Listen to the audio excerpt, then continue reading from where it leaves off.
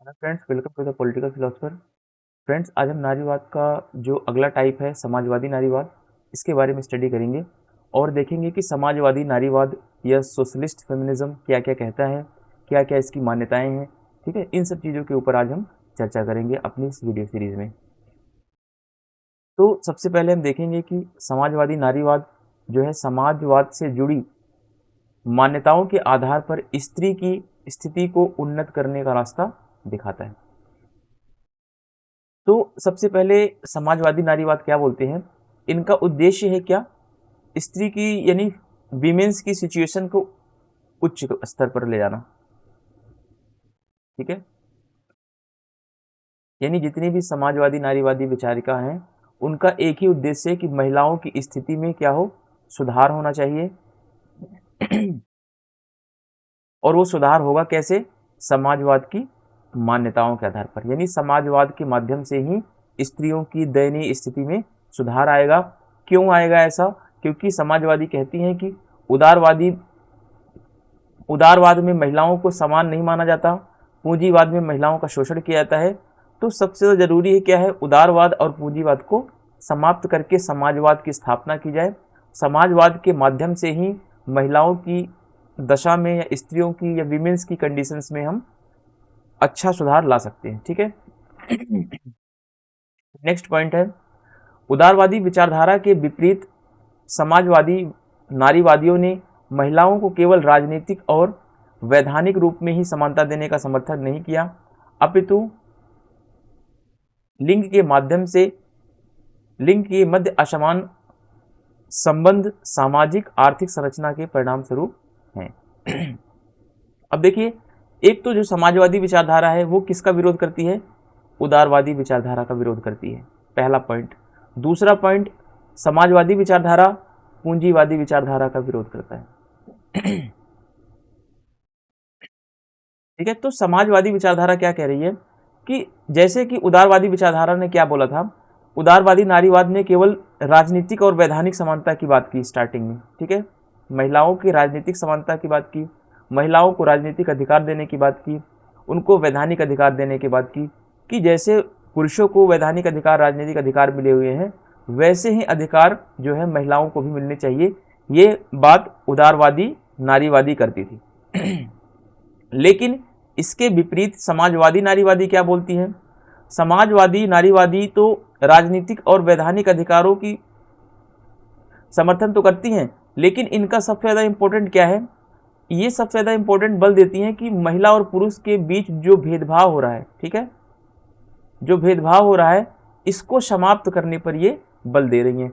और ये कह रही हैं कि समाजवादी नारीवादी ये कह रही हैं कि जो लिंग के आधार पर, जो सेक्स के आधार पर, ठीक है, जो समाज में डिस्क्रिमिनेशन हो रहा है उसका कारण क्या है, तो उसका कारण इन्होंने बताया कि सामाजिक आर्थिक संरचना है।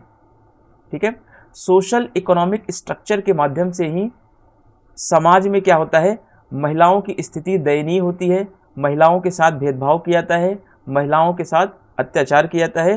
तो जरूरत किस बात की है, तो समाजवादी नारीवादी कहती हैं कि इसी सामाजिक आर्थिक संरचना को समाप्त कर दिया जाए,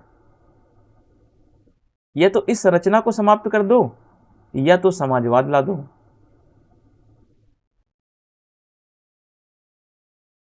ठीक है, क्योंकि जब समाजवाद साम्यवाद आएगा तो वहां पे न तो कोई आर्थिक संरचना होगी न ही कोई शोषण का कारण होगा।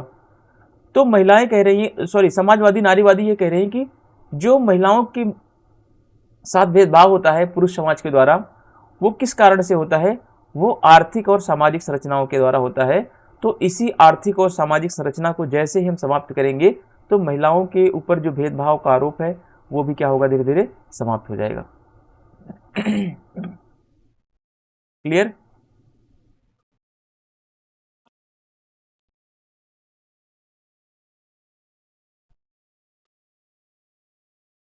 अब हम देखते हैं अपना नेक्स्ट पार्ट, नेक्स्ट पीपीटी में। अब इसमें देखिए समाजवादी नारीवादियों में कुछ विचारक हैं जैसे फ्रेडरिक एंगेल्स हैं, ये इंपॉर्टेंट है। फ्रेडरिक एंगेल्स के साथ साथ शीला रोबाथम है। तो हम इन्हीं दोनों को पढ़ेंगे बेसिकली, क्योंकि क्वेश्चन ज़्यादातर फ्रेडरिक एंगेल्स से आता है और शीला रोबाथम से आता है। अभी तक जितने मैंने एग्जाम दिए हैं मोस्टली क्वेश्चन फ्रेडरिक एंगेल्स से आए हुए हैं, ठीक है। कहीं कहीं पे सीलर रोबाथम से क्वेश्चन देखने को मिलते हैं, बट हम दोनों थिंकर्स को अच्छे तरीके से पढ़ेंगे, डिटेल में पढ़ेंगे, कोई भी पॉइंट्स किसी के बारे में स्किप नहीं करेंगे, ठीक है। मैंने पिछली वीडियो में बताया था कि हम क्रैश कोर्स नहीं पढ़ रहे हैं, और फिर मैं इस बार इस वीडियो में बता रहा हूँ कि हम क्रैश कोर्स नहीं पढ़ रहे हैं, हम सारी चीज़ें डिटेल में पढ़ेंगे, सीखेंगे चीज़ों को, ठीक है। देखिए फ्रेडरिक एंगल्स कैसे विचारक हैं? समाजवादी विचारक हैं। अब आप बोलेंगे सर समाजवादी विचारक हैं तो ये भी तो यही बोलेंगे कि सामाजिक आर्थिक संरचना को समाप्त कर दो, बिल्कुल बोलेंगे। ये भी कहेंगे पूंजीवाद को समाप्त कर दो, बिल्कुल कहेंगे। ये भी कहेंगे पूंजीवाद के कारण ही क्या होता है, पितृसत्तात्मक समाज आता है, पैट्रियार्की सोसाइटी का निर्माण होता है, बिल्कुल कहेंगे। तो ये भी कहेंगे कि जो सामाजिक आर्थिक संरचना है इसमें ही क्या किया जाए, बदलाव किया जाए। अब देखते हैं क्या बोलेंगे। जब तक समाज में सामाजिक आर्थिक संरचना में आमूलचूल परिवर्तन नहीं होगा, महिलाओं की स्थिति तब तक बेहतर नहीं हो सकती। देखिए अब आपको एक कॉमन चीजें पता चल गई कि जितने भी समाजवादी विचारक होंगे, है ना, चाहे वो समाजवादी विचारक चाहे नारीवाद को लेकर विचार दे रहे हो, चाहे वो पर्यावरणवाद को लेकर के विचार दे रहे हो, चाहे वो अधिकारों को लेकर के बात कह रहे हो, चाहे वो स्वतंत्रता को लेकर के बात कह रहे हो, ठीक है। अगर आपको यहाँ पे मैं समझा दूं कि जितने भी समाजवादी विचारक हैं अगर वो स्वतंत्रता की बात करेंगे, अगर वो अधिकार की बात करेंगे, अगर वो महिलाओं के ऊपर बात करेंगे, महिलाओं की समानता की बात करेंगे, अगर वो पर्यावरण को लेकर बात करेंगे, इन सब में उनका एक ही लॉजिक है कि सामाजिक आर्थिक संरचना को समाप्त कर दो, सामाजिक आर्थिक संरचना को समाप्त कर दो, पूंजीवाद को समाप्त कर दो। क्योंकि समाजवादियों का मानना है कि जब जब पूंजीवाद रहेगा व्यक्ति को स्वतंत्रता मिल ही नहीं सकती, व्यक्ति भौतिक इच्छाओं में लगा रहेगा। ये कहते हैं समाजवादी कि जब जब अधिकारों की बात आएगी, जहां पे पूंजीवाद होगा, पूंजीवाद में अधिकार केवल पूंजीपतियों के होते हैं, मजदूरों के नहीं होते, ठीक है। अब ये महिलाओं के अधिकारों के ऊपर जब ये बोल रहे हैं तो फिर ये कह रहे हैं कि समाज में सामाजिक आर्थिक संरचनाएं क्या करती हैं, महिलाओं के साथ भेदभाव करती हैं। अगर ये पर्यावरण के ऊपर बोलेंगे, ये कहेंगे कि पर्यावरण का दोहन कौन करता है, पूंजीपति करता है, पर्यावरण का विनाश कौन करता है, पूंजीपति करता है, ठीक है। तो जितना भी कॉन्सेप्ट, कितने भी डायमेंशंस के कॉन्सेप्ट हो, है ना, कितने भी टाइप्स के, किसी भी टाइप का विचार हो, समाजवाद का एक ही विचार होगा कि पूंजीवाद का विनाश कर दो, सामाजिक आर्थिक संरचनाओं को समाप्त कर दो, समाज में अपने आप समानता आ जाएगी, समाज में विषमताओं का अंत हो जाएगा। अब उम्मीद करता हूं कि आपको चीजें समझ में आ रही होंगी, ठीक है।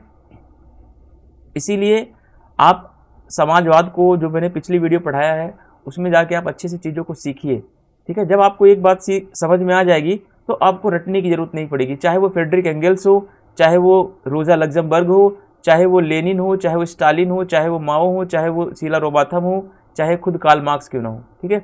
सभी का एक ही आधार है कि अर्थव्यवस्था या आर्थिक संरचनाओं को समाप्त कर दिया जाए, आधार को समाप्त कर दिया जाए, पूंजी को समाप्त कर दिया जाए, ठीक है। अपने आप क्या आ जाएगा, समाज में समानता आ जाएगी, समाज में सबको अधिकार मिल जाएगा। तो यही बात सारे समाजवादी विचारक करेंगे। तो आपको एक एक को रटने को जरूरत नहीं है, एक एक को स्पेशल पढ़ो। हाँ, आप एक एक को पढ़े लेकिन उनके कुछ सिद्धांत पढ़ें, जैसे एंगल्स ने क्या सिद्धांत दिया है उसके बारे में पढ़ ली, एंगल्स की क्या फेमस बुक है वो पढ़ लीजिए, ये जरूरी है आपके लिए, ठीक है। कॉमन चीजें तो सभी एक जैसे ही बोल रहे हैं।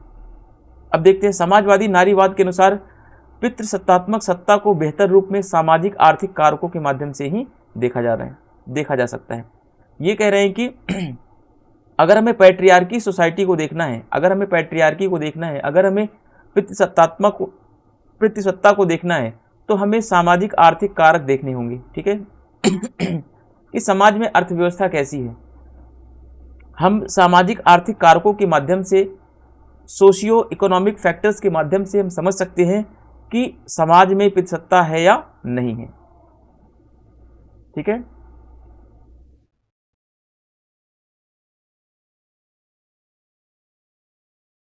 अब देखते हैं कि इसका पहला उदाहरण फ्रेडरिक एंगल्स के विचारों में मिलता है, यानी कि नारीवादी समाजवाद का जो पहला उदाहरण मिलता है किसके विचारों में देखने को मिलता है, तो फ्रेडरिक एंगेल्स के विचारों में देखने को मिलता है। अब इनकी फेमस बुक कौन सी है? The origin of the family, private property and state. ये कहते हैं जैसे परिवार का उदय होता है, जैसे ही निजी संपत्ति आती है, प्राइवेट प्रॉपर्टी आती है, जैसे ही राज्य का उदय आता है, तो इसमें क्या होता है इसमें पूंजीवादी व्यवस्था आती है, निजी संपत्ति का उद्भव होता है, जिससे महिलाओं की स्थिति क्या हो जाती है? खराब हो जाती है। तो हमें ज़रूरत है कि निजी संपत्ति को समाप्त कर देना, है ना, हम निजी संपत्ति को समाप्त कर दें, हम पूंजी को समाप्त कर दें, हम कैपिटल को एबॉलिश कर दें। ठीक है, तो जितने भी समाजवादी हैं यही बातें घुमा घुमा के बोलेंगे कि निजी संपत्ति क्या कर रही है? महिलाओं की स्थिति को बदतर बना रही है। ठीक है, फिर ये आगे बोलेंगे निजी संपत्ति के माध्यम से ही सभी व्यक्तियों को अधिकार नहीं मिलता, निजी संपत्ति के माध्यम से पूंजीवादी व्यक्तियों को ही अधिकार मिलता है। ठीक है, तो जितनी बात करेंगे ये पूंजी को समाप्त करने की बात करेंगे, पूंजीवाद के खिलाफ बात करेंगे। समाजवाद का एक ही उद्देश्य है कि पूंजीवाद को समाप्त करना, ये इनके इन प्रकार किसी भी तरीके से। ठीक है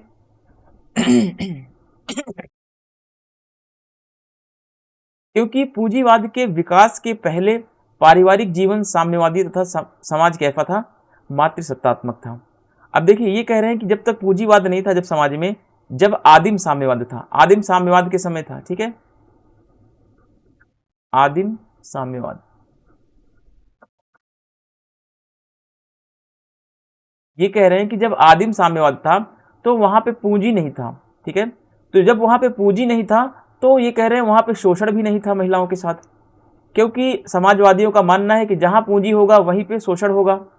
ठीक है, चाहे वो शोषण महिलाओं का हो, चाहे वो शोषण मजदूरों का हो, चाहे वो सर्वहारा वर्ग का शोषण हो, चाहे किसानों का शोषण हो, शोषण होगा। ठीक है, तो यहाँ पे नारीवाद के ऊपर विचार दे रहे हैं, तो यहाँ पे नारीवादियों का शोषण की बात कर दे रहे हैं। अलग से आपको कोई चीज रटने की जरूरत नहीं है। ठीक है, अब देखिए यहाँ पे समझिए ये वाला पॉइंट, क्योंकि पूंजीवाद के विकास से पहले पारिवारिक जीवन कैसा था? साम्यवादी था। साम्यवादी का मतलब सब लोग मिलजुल करके साथ रहते थे, और समाज कैसा था? मातृसत्तात्मक था। ठीक है, मैट्रियार्कल था। मातृसत्तात्मक समाज में किसी भी प्रकार का शोषण नहीं होता है, यानी समाज की मुखिया यहाँ पे कौन होगी? समाज की मुखिया या परिवार की मुखिया महिला होती थी। अब देखिए यहाँ पे महिलाओं को अधिकार मिला हुआ कि नहीं?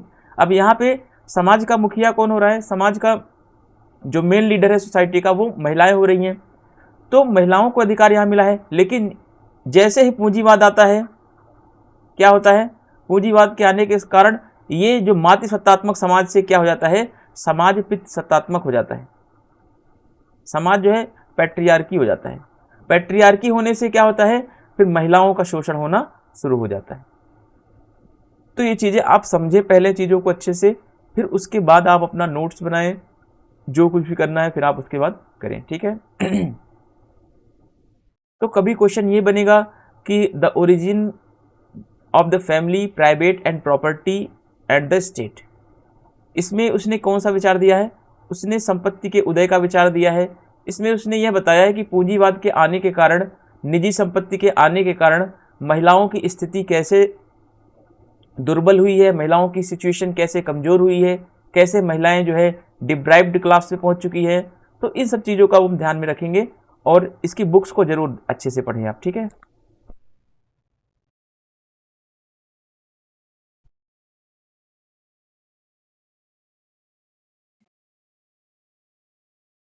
तो अब हम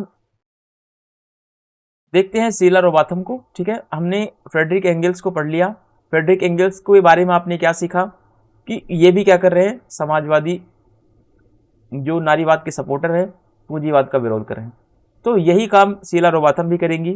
ठीक है, अब शीला रोबाथम के बारे में हम देखते हैं क्या क्या इन्होंने बोला, क्या क्या इनके कॉन्सेप्ट रहे हैं, क्या क्या चीज़ें ये अपने कैरियर में या अपने बुक्स में ही बताती। ठीक है, अब देखिए समाजवादी नारीवाद के समकालीन विचारकों में ब्रिटिश लेखिका हैं पहली बात तो ये एवं कार्यकर्ती शीला रोबाथम, इनका नाम विशेष रूप से उल्लेखनीय है। किस क्षेत्र में? समाजवादी नारीवाद के क्षेत्र में। ठीक है, सोशलिस्ट फेमिनिज्म के एरिया में इनका नाम विशेष रूप से क्या है? फेमस है। और इनके विचारों में देखते हैं क्या क्या चीज़ें हमें पढ़ने को मिलती हैं। इनकी दो फेमस बुक जो लिखी इन्होंने, वीमेन रेजिस्टेंस एंड रेवोल्यूशन, स्त्रियां, प्रतिरोध और क्रांति, ये 1972 में लिखी गई। इसका ये हिंदी रूपांतरण, हिंदी नाम है इसका। और दूसरी है हिडन फ्रॉम हिस्ट्री, इतिहास का छुपा हुआ चेहरा। यानी कि ये इस पुस्तक में हिडन फ्रॉम हिस्ट्री में ये बताती हैं कि हम इतिहास के माध्यम से पता लगा सकते हैं कि महिलाओं के शोषण का क्या तरीका रहा है, कि महिलाओं का शोषण पहले ऐतिहासिक रूप में कैसे हुआ, फिर आज वर्तमान समय में कैसे हो रहा है। अगर हमें इतिहास के बारे में पता चल जाए तो हम ये भी पता लगा सकते हैं कि महिलाओं का शोषण होता कैसे है। ठीक है, तो वीमेंस रेजिस्टेंस एंड रेवोल्यूशन जो लिखी गई 1972 में लिखी गई, 1972 में, और हिडन फ्रॉम हिस्ट्री जो लिखी गई 1973 यानी 1973 में लिखी गई बुक ये। तो ये बुक आप याद रख लें। और इसके अंतर्गत स्त्री जाति के इतिहास का पता लगाने का प्रयत्न किया गया है। यानी कि ये इस पुस्तक में ये पता लगाने की कोशिश करती हैं कि महिलाओं का विकास कैसे होता है, महिलाओं के साथ कैसे कैसे वर्ताव किया गया है, किस किस युग में। आदिम साम्यवाद में इन्होंने बताया कि महिलाओं की स्थिति कैसी रही है, फिर दास युग में महिलाओं की स्थिति कैसी रही है, फिर सामंतवाद में महिलाओं की स्थिति कैसी रही है, फिर पूंजीवाद के आने के बाद महिलाओं की स्थिति रही कैसी है, फिर वर्तमान समय में महिलाओं की स्थिति क्या है। इन सब चीज़ों के ऊपर ये चर्चा करती हैं। ये कह रही है कि जब हम इतिहास के बारे में जान लेंगे, जब हम हिस्ट्री के बारे में जान लेंगे, तो हम ये भी पता कर सकते हैं कि महिलाओं का शोषण का कारण क्या है, कैसे कैसे इनका शोषण होता आ रहा है अब तक।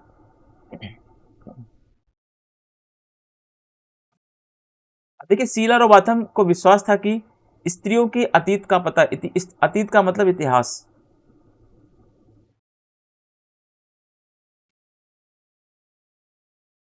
इसमें से कुछ पॉइंट्स ऐसे हैं जो मैंने सीधे बुक से उठा रखे हैं।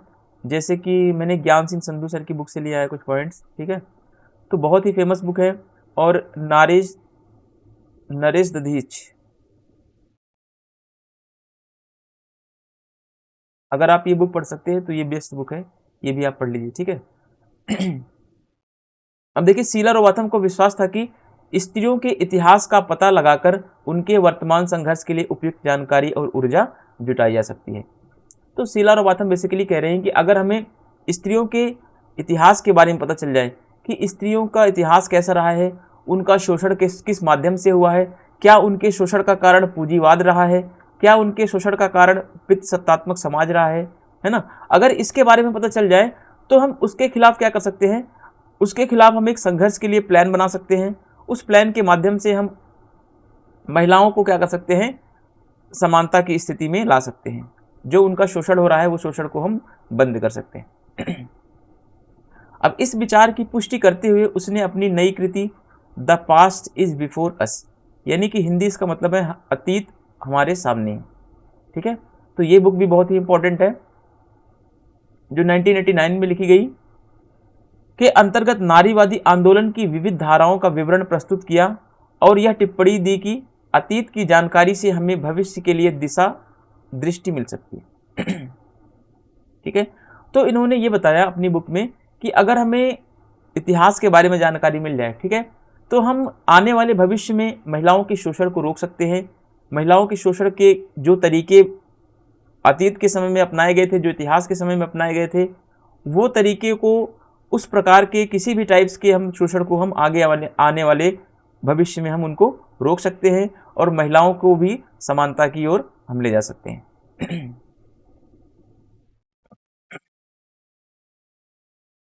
अब शीला रोबाथम कैसी विचारक है? मार्क्सवादी विचारक हैं, समाजवादी विचारक हैं।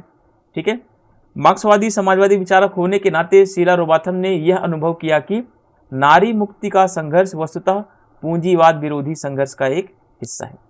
ठीक है, इन्होंने बोला कि अगर नारी मुक्ति चाहिए, महिलाओं को मुक्ति चाहिए, तो हमें क्या करना पड़ेगा? पूंजीवाद का विरोध करना पड़ेगा, क्योंकि पूंजीवाद के कारण ही महिलाओं की स्थिति को बदतर बनाया गया है, महिलाओं को शोषण का शिकार बनाया गया है। किसने बनाया है? तो पूंजीवाद ने बनाया है। अब देखिए, ये भी क्या, किसका विरोध कर रही हैं? पूंजीवाद का विरोध कर रही हैं। चाहे शीला रोबाथम हो, चाहे मार्क्स हो, चाहे कोई भी रोबाथम हो, ठीक है, XYZ कोई भी थिंकर हो, सारे थिंकर्स का, जितने भी सारे समाजवादी विचारक हैं, जितने भी मार्क्सवादी विचारक हैं, सबका एक ही उद्देश्य है दोस्तों, पूंजीवाद को समाप्त कर दो, समाज में अपने आप समानता आ जाएगी। ठीक है, तो क्या शीला, क्या मुन्नी, कोई भी हो, ठीक है, बस सबका एक ही उद्देश्य है, पूंजीवाद को समाप्त करो। अब देखते हैं, अपने ऐतिहासिक अध्ययन के आधार पर शीला ने यह दिखाया कि वर्ग शोषण का इतिहास नारी उत्पीड़न के इतिहास के साथ निकट से रूप से जुड़ा हुआ है। यानी इन्होंने बताया कि क्लास जो एक्सप्लॉयटेशन होता है, जो वर्गों का शोषण होता है, जैसे आप देखेंगे कि दास युग में शोषण कौन करता था? मालिक करता था। किसका शोषण करता था? दासों का। अब दासों में ऐसा तो था नहीं कि दास केवल पुरुष थे, दासों में महिलाएं भी थी दास, ठीक है। फिर उसके बाद सामंत युग आया। सामंत युग में जमींदार होता था। जमींदार किसका शोषण करता था? किसानों का करता था। अब किसान तो पुरुष भी थे, किसान महिलाएं भी थी, दोनों बातें हैं। पूंजीवाद आता है। पूंजीवाद में शोषण कौन करता है? पूंजीपति करता है। किसका शोषण करता है? मजदूरों का करता है। अब मजदूर तो महिला केवल थी नहीं, मजदूर में पुरुष और महिलाएं दोनों थी, तो शोषण दोनों का हो रहा है। ठीक है, तो ये क्या है? शोषण का इतिहास हम पढ़ रहे हैं ना, कि शोषण वर्गों का कैसे हो रहा है। दास युग में कैसे शोषण हुआ, फिर सामंतवाद में कैसे हुआ, फिर पूंजीवाद में कैसे शोषण हो रहा है। ठीक है, तो जब हम ये चीज पता कर ले रहे हैं तो हमें यह भी पता चल जा रहा है कि इतिहास के माध्यम से कि महिलाओं का शोषण किस तरीके से किया गया, किस किस एज में। तो यही सब बताने का कोशिश जो है शीला रोबाथम ने किया हुआ है, कि अगर हम वर्गों का शोषण पता कर लें कि क्लास का एक्सप्लॉयटेशन कैसे कैसे हुआ आने वाले टाइम में, इतिहास के बारे में जानकारी मिल जाए जैसे कि मार्क्स ने बताया हुआ है, तो हम क्या कर सकते हैं? तो हम आसानी से महिलाओं के शोषण का कारण जान सकते हैं, कि फिर इसको आने वाले भविष्य में हम इस चीज को रोक सकते हैं। अब देखिए, विमेन्स कॉन्शसनेस, मेंस वर्ल्ड, स्त्रियों की चेतना, पुरुषों का संसार, 1973 में ये बुक लिखी गई। ये हिंदी वर्जन, हिंदी नाम है इसका, तो ये वाला आप मत याद रखिए, ये वाला याद रखिए क्योंकि एग्जाम में ये पूछिएगा, ठीक है। और इनका है ड्रीम्स एंड डायलमास, यानी स्वप्न और धर्म संकट, 1983 में लिखी गई। इन दो पुस्तकों के अंतर्गत, अब देखिए बुक में, अगर बुक से कोई बात अगर उठाई जाती है ना, तो बुक में कृतियां दी जाती हैं, आपको आसान भाषा में पुस्तक समझना है, ठीक है। इन दो पुस्तकों के अंतर्गत शीला ने आधुनिक नारी की वर्तमान स्थिति और उसमें परिवर्तन की संभावनाओं का विस्तृत विवेचन किया है। कौन सी बुक में? Women consciousness and mains world, ठीक है। फिर ड्रीम्स एंड डायलेमास, इन सब में इन्होंने बताया कि आधुनिक नारी की वर्तमान स्थिति कैसी है ना, और कैसे उसमें परिवर्तन किया सकता है। वर्तमान समय में महिलाओं की स्थिति कैसी है? शोषणकारी है उनकी स्थिति, उनके साथ शोषण किया जा रहा है, उनमें भेदभाव किया जा रहा है, और इन्होंने बताया कि उसमें परिवर्तन हम कैसे कर सकते हैं। तो इन्होंने बोला सीधी सी बात कि परिवर्तन हमें लाना है तो हमें पूंजीवाद को समाप्त करना पड़ेगा, क्योंकि पूंजीवाद के कारण इन्होंने देख लिया इतिहास के माध्यम से कि अब तक कैसे कैसे शोषण होता चला रहा है। फिर शीला रोबाथम की महत्वपूर्ण बुक्स हैं, जैसे बियॉन्ड द फ्रेगमेंट, 1979 में लिखी गई। अब देखिए, समाजवादी नारीवाद स्त्रियों की पराधीनता के मिले जुले कारणों की ओर संकेत देता है। समाजवादी नारीवाद किसकी ओर संकेत देता है? स्त्रियों की पराधीनता कैसी है, स्त्रियों को गुलाम कैसे बनाया गया, ठीक है, स्त्रियों को सबऑर्डिनेशन की स्थिति में, सिचुएशन में कैसे लाया गया है, इन सब की ओर नारी समाजवाद क्या करता है, बेसिकली आगे की बात करता है वो, ठीक है। अब देखिए, शीला रोबाथम कह रहे हैं कि सॉरी,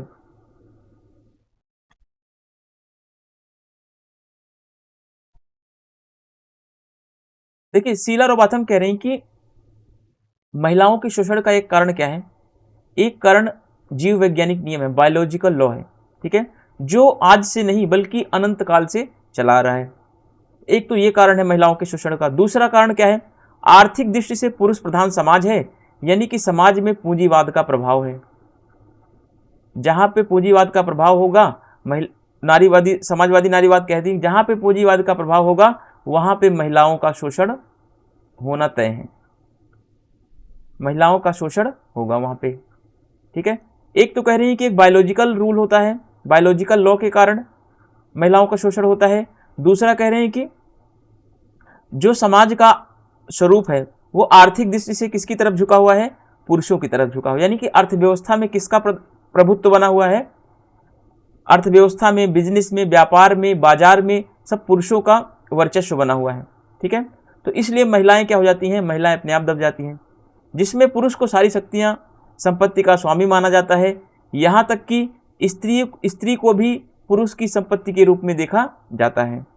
ये दो कारण है। तीसरा कारण क्या बता रही हैं? ये तीसरा कारण इन्होंने बताया कि पूंजीवादी व्यवस्था है जिसमें स्त्री को श्रम का सस्ता स्रोत माना जाता है और उनका शोषण किया जाता है। तो तीन कारण को हम अच्छे से देखते हैं, क्या क्या इसके पीछे रीजंस हैं। ठीक है, देखिए, पहला बायोलॉजिकल कारण क्या, जीव वैज्ञानिक कारण क्या। एक तो शीला रोबाथम कह रहे हैं कि एक तो जीव वैज्ञानिक नियम होता है जिसके आधार पर महिलाओं को क्या माना जा रहा है? महिलाओं का शोषण किया जा रहा है। महिलाओं का शोषण किया जा रहा है। क्यों किया जा रहा है? क्योंकि पुरुषवादी समाज कहता है कि महिलाएं क्या हैं? महिलाएं बच्चे पैदा करने की मशीन है। महिलाएं क्या हैं? बच्चे पैदा करने की मशीन है। बच्चे तो पुरुष पैदा नहीं कर सकते। ठीक है, एक तो बायोलॉजिकल नियम हो गया। जब महिलाएं बच्चे पैदा करेंगी तो पुरुष ये कहते हैं, पुरुषवादी समाज, कि महिलाओं का काम क्या है? बच्चों की देखभाल करना। फिर पुरुषवादी समाज क्या बोलता है? महिलाओं का काम क्या है? घर परिवार की देखभाल करना।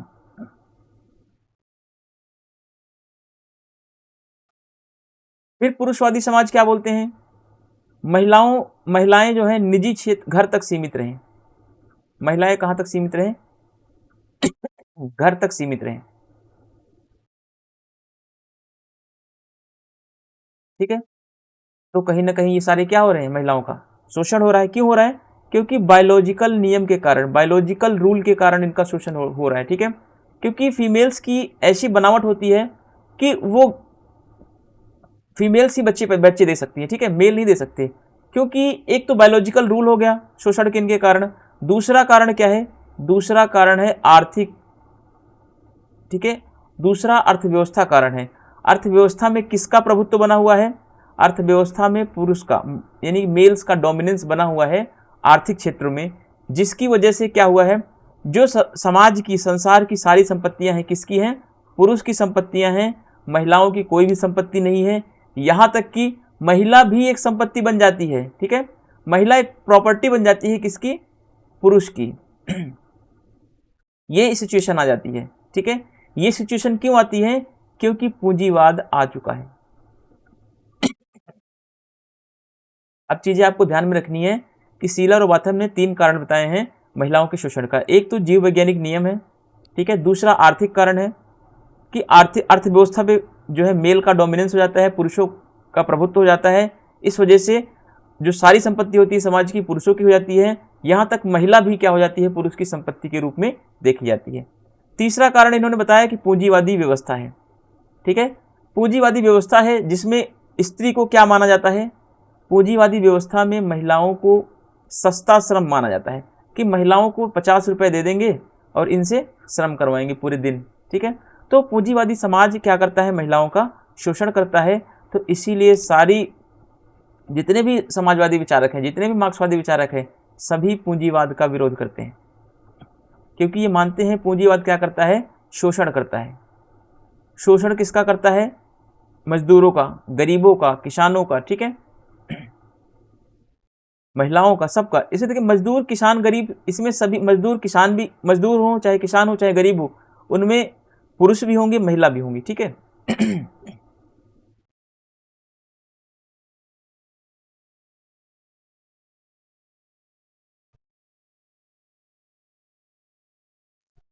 चलिए एक बार फिर से हम आगे बढ़ते हैं। अब देखते हैं नारीवाद की समाजवादी धारा के अनुसार इस समस्या का समाधान कैसे हो। यानी जो ऊपर शोषण के तरीके बताए गए हैं कि महिलाओं को शोषण से मुक्ति कैसे मिले, अब इस समस्या का क्या समाधान है? भाई बताओ, कोई समाधान हो तो बता दीजिए। ठीक है, तो नारीवादी समाजवादी क्या बोलती हैं? ये समाजवादी नारीवादी बोलती हैं, पहला रीजन, कि क्या किया जाए, एक और तो लिंग आधारित जो श्रम विभाजन है, श्रम विभाजन और मूल परिवार की धारणाओं को समाप्त करके मानव समानता पर बल दिया जाए, मानव समानता पर आधारित नई व्यवस्था की स्थापना की जाए। तो सबसे पहला इनका क्या उद्देश्य है समाजवादियों का, मानव की समानता पर बल देना, मानव की समानता पर बल। मानव की समानता में, मानव में तो स्त्री पुरुष दोनों आ जाते हैं, मेल एंड फीमेल, ठीक है। तो सबसे जरूरी क्या है, मानव समानता। और दूसरी बात क्या है, श्रम विभाजन को समाप्त किया जाए। श्रम विभाजन का मतलब होता है अगर उसी एक काम को करने में पुरुषों को, अगर वही काम 1,000 रुपये मिल रहा है पुरुष को काम करने के, तो वही सेम काम महिला करती है, तो महिला को उसी काम के बदले क्या मिलेगा, 600 रुपये मिलेगा। तो कहीं ना कहीं महिलाओं का शोषण हुआ यहाँ पे। तो श्रम विभाजन जो है वो भी क्या किया जाए, समाप्त किया जाए।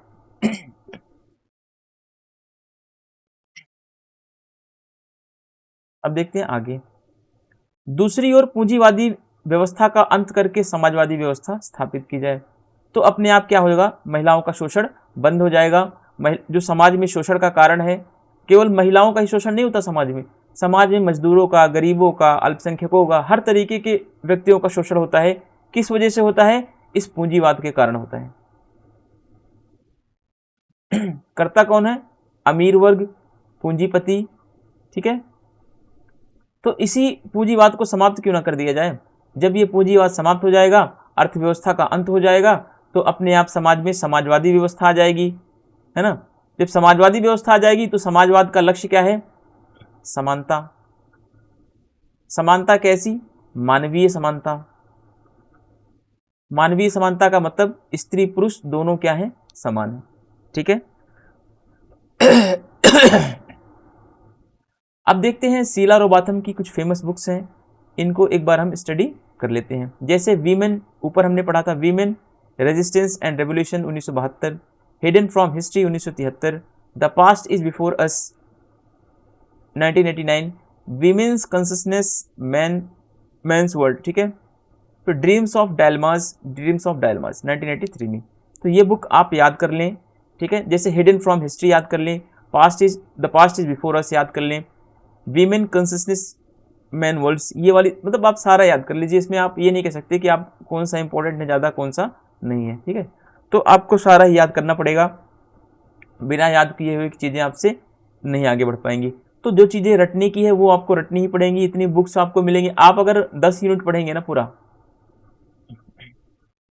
तो आपको कम से कम 1,000 बुक्स याद करनी पड़ेगी। अब आप सोच लो कैसे याद कर सकते हो, ठीक है। क्योंकि आप 10 इंडियन, अगर आप 20 इंडियन थिंकर्स पढ़ेंगे, तो अब अगर सबकी आप अगर 3 4 4 याद करेंगे तो 80 और 100 के आसपास तो आपकी ये हो जाएंगी। फिर 20 वेस्टर्न पॉलिटिकल थिंकर पढ़ेंगे तो 100 इसमें हो जाएगा। फिर आप कंपेरेटिव पॉलिटिक्स पढ़ेंगे, फिर वहाँ पे 100 बुक्स आपको याद करनी पड़ेगी। फिर इस तरीके से आपको बुक्स याद करना ही करना पड़ेगा, ठीक है। तो आपको 700 800 से लेकर 1000 तक बुक आपको याद करनी पड़ेगी। इस बुक की मैं आपको लिस्ट प्रोवाइड करा दूंगा, ठीक है, एक लिस्ट दे दूंगा। अभी तो फिलहाल मैं इतनी बुक्स आपको प्रोवाइड करा चुका हूँ, तो आप इसको अगर आप एक पेज पे लिख के याद कर लें तो और अच्छा है। क्योंकि जब मैं प्रोवाइड कराऊंगा तो उसमें टाइम लगेगा, मुझे 4 से 5 महीने के बाद ही मैं शायद प्रोवाइड करा पाऊँ भी, ठीक है। क्योंकि जब ये कोर्स कंप्लीट होगा तभी सारा काम दोबारा से हो पाएगा। और मैं ये कोशिश कर रहा हूँ कि मैं थोड़े बहुत क्वेश्चन भी आपके साथ शेयर करूँ। क्वेश्चन कैसे अटेम्प्ट किया जाता है, कैसे क्वेश्चन में हम ट्राई करें, किस तरीके से अपना माइंड लगाएं कि क्वेश्चन सही हो जाए। अगर आपको क्वेश्चन नहीं आ रहा है, मान लीजिए आपने कभी समाजवाद के बारे में थोड़ा बहुत पढ़ा हुआ है, अगर समाजवाद से क्वेश्चन है तो समाजवाद पे आपको याद नहीं है, तो क्वेश्चन को कैसे आप हिट एंड ट्राई करें, ठीक है। तो इसमें कैसे आप पॉसिबिलिटीज़ लाएं कि किस तरीके से आपका क्वेश्चन सही हो जाए, है ना। तो वो सारी चीज़ें मैं आपको ट्रिक सिखाऊंगा कुछ, किस तरीके से आप 10 से 12 क्वेश्चन आप किसी भी स्टूडेंट से आप एक्स्ट्रा कर सकते हैं, ठीक है। चाहे वो कितना भी पढ़ के जाए, आप उससे 10 से 12 क्वेश्चन आप एक्स्ट्रा करके ही जा पाएंगे। तो कुछ एग्जाम में ट्रिक्स होती हैं, उनको आप अगर फॉलो करेंगे तो आप जरूर 10 क्वेश्चन हमेशा प्लस में रहेंगे। अगर किसी ने 60 किया है तो आपका 70 क्वेश्चन होगा उसमें, ये मैं आपसे प्रॉमिस करता हूँ, ठीक है।